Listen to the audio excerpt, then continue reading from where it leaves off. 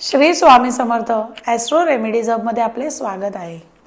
उद्या दिनांक 30 रोजी अमावस्या आहे। सकाळी 10:30 वाजल्यापासून ती अमावस्या रविवारी दुपारी 11:51 पर्यंत राहणार आहे।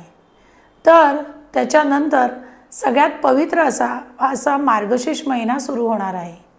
या मार्गशीर्ष महिन्यात देवी लक्ष्मीची तर आपण उपासना करतोच, पूजा करतो, दर गुरुवारी पूजा मांडतो, पण त्यासोबत कोणत्या देवाची उपासना केल्यानंतर आपल्याला ती जास्त फलदायी होणार आहे ते आज आपण या व्हिडिओत पाहणार आहोत।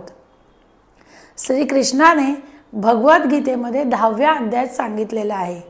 श्री कृष्ण म्हणतात, मासानाम मार्गशीर्षोहम, म्हणजेच माझ्या रूपात मासांमध्ये मार्गशीर्ष हा महिना आहे। याचा अर्थ असा की मार्गशीर्ष महिना अत्यंत पवित्र व श्रीकृष्णाचा सर्वाधिक प्रिय महिना आहे। हा महिना भगवान श्रीकृष्णाला आणि श्री लक्ष्मी नारायणाला अर्पित आहे। या महिन्यात प्रत्येक गुरुवारी व्रत, पूजापाठ व उपासना केल्याने सुख, समृद्धी, ऐश्वर्य आणि भक्ती प्राप्त होते असे मानले जाते। भरपूर महिला अत्यंत श्रद्धेने गुरुवारचे व्रत करतात, मात्र श्री कृष्णाची उपासना देखील मार्गशीर्ष महिन्यात तेवढीच महत्त्वपूर्ण आहे। मार्गशीर्ष महिन्यातली गुरुवारी भगवान श्री कृष्णाचे पूजन केल्याने आपल्या मनातील सर्व मनोकामना पूर्ण होतात। श्रीकृष्ण स्वतः या महिन्याचे महत्त्व गीतेमध्ये सांगतात। मार्गशीर्ष महिन्यात गुरुवारी महालक्ष्मीची उपासना देखील केली जाते, ज्यामुळे आर्थिक समृद्धी प्राप्त होते। त्यामुळे कृष्ण आणि लक्ष्मीची उपासना केली तुम्हाला फलदायी ठरणार आहे। सकाळी लवकर उठून स्नान करून शुद्ध होणे, घरातील पूजाघर स्वच्छ करून श्रीकृष्णाची मूर्ती किंवा फोटो सजवणे, शक्यतो पिवळ्या रंगाचे वस्त्र आपण धारण करावे। तुलसी दल, पिवळे फूल, पिवळ्या पदार्थाचा नैवेद्य म्हणजे शिरा, केळी हे श्रीकृष्णाला अर्पण करावे। गुरुवारी आपण म्हणजे महिला तर उपवास करतातच, जर पुरुषांनी हे व्रत केले तर गुरुवारी उपवास करावा। काही जण फलाहार घेतात तर काही जण फक्त एक वेळ अन्न ग्रहण करतात। शक्यतो मीठ खाऊ नये। संध्याकाळी पुन्हा दिवे लावून पूजा करणे आणि श्री भगवद्गीता पठण करणे अत्यंत शुभदायी मानले गेले आहे। जर भगवद्गीता तुम्हाला जमत नसेल तर श्री कृष्णाचा ओम नमो भगवते वासुदेवाय या मंत्राचा जप करा।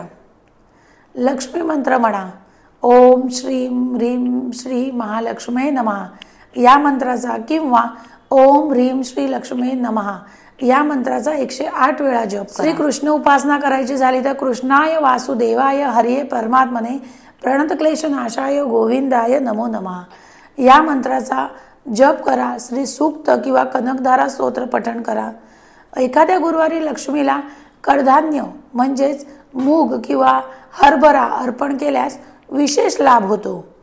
लक्ष्मी प्राप्तीसाठी गुरुवारी आणखीन उपाय सांगायचे झाले तर गुरुवारी संध्याकाळी घराच्या मुख्य दाराजवळ दिवा लावून म्हणजेच तुपाचा दिवा लावून महालक्ष्मीचे स्मरण करा, त्यामुळे धनलाभाचे योग प्रबळ होतात। गुरुवारी जर तुम्ही उपवास करत असाल तर चांगलंच आहे, म्हणजे पोथी तुमचं वाचन होत असेलच, पण मार्गशीर्ष गुरुवार व्रताची कथा श्रवण केल्याने व्रताचे फल अधिक मिळते। अशी श्रद्धा आहे की या कथेतून भक्तीचे महत्त्व व गुरुच्या कृपेमुळे जीवनातील अडचणींवर कशी मात करता येते हे शिकता येते। आपण उपवास किंवा उपासना करतो त्याचे फायदे असे आहेत की आपल्याला मानसिक शांती आणि आत्मिक उन्नती मिळते, शरीर शुद्धी आणि आरोग्य वृद्धी होते, भगवान श्रीकृष्ण आणि लक्ष्मीचे आशीर्वाद मिळते। मार्गशीर्ष महिन्यातील गुरुवार व्रत धार्मिक महत्त्वासोबतच आध्यात्मिक शांतीसाठी उपयुक्त मानले गेले आहे।